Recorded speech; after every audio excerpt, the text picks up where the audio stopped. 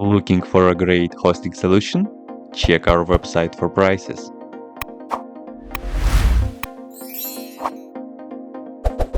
First, what you need to do is to update the server packages. You can do this by the following command.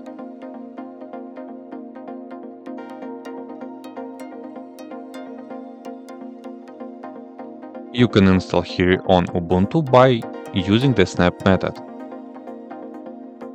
First of all, you need to install the snapped. Then you can install Hiri by the snap core. Use the following commands.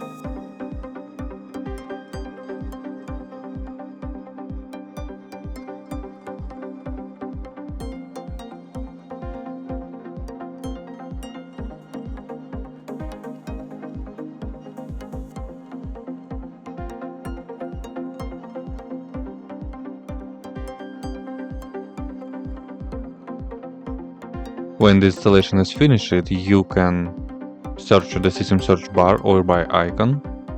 You need to find the Hiri. Now you just need to log in to your Outlook, Hotmail, Live or something else.